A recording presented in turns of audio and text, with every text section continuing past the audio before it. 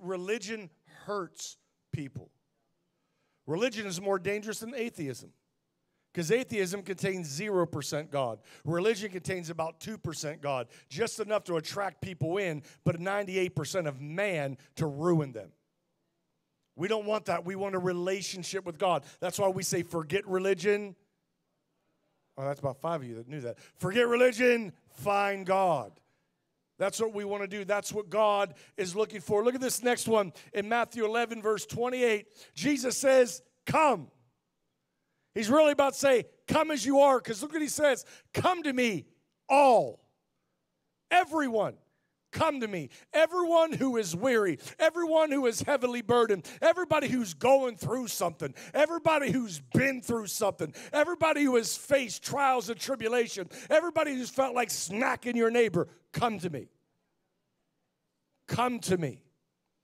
Everybody who's hurting, come. Everybody who's worn out, come. What are most people worn out by? Religious rituals that provide no peace. That's the Amplified Bible.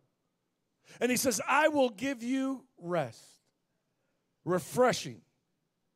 Refreshing your souls with salvation.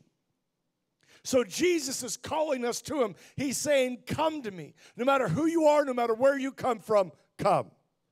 No matter what you're going through, come. No matter the pigmentation of your skin, come. See, there's people in here that have been abused. There's people in here that have been neglected. You may be a grown-up fatherless. Maybe there's people in here that have had racism showed towards them. Listen now, God is telling you, come. He knows your pain. He knows what you've been through. And he's not having you come so that you could stay in it. He's having you come so that he could free you from it. Because he's telling us all, come as we are. Come as you are. But he wants to help us to be better than we were. Let me give you some examples. Jesus selected a very peculiar bunch to be his closest followers. Some of these guys and gals were pretty rough around the edges. If we saw today, we might pass judgment on them just looking at them. But he didn't. He didn't see their now. He saw their can be. He saw Peter. Peter was a rough guy. He was a fisherman. Sometimes I think we get a weird picture of what a fisherman looks like. Like you picture your grandpa down on the side of the shore fishing. These guys are out in deep sea fishing with boats with no motors. They were rough. They were tough.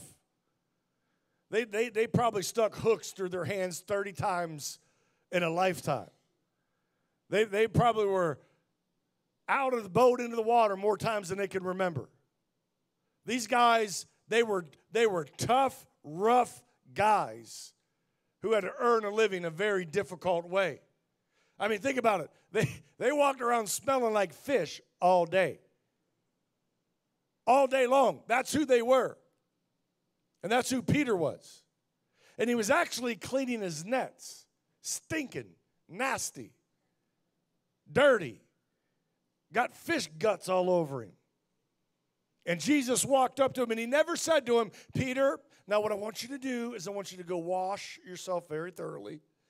I want you to use some deodorant, throw some Guess or Lucky cologne on, put a better garment on than what you're wearing. You get in your boxers, man. Come on. Get cleaned up, and then I want you to come find me again so that you could be with me and follow me. He never said that. He said, Peter, leave what you're doing and come and follow me. He took him in just as he was.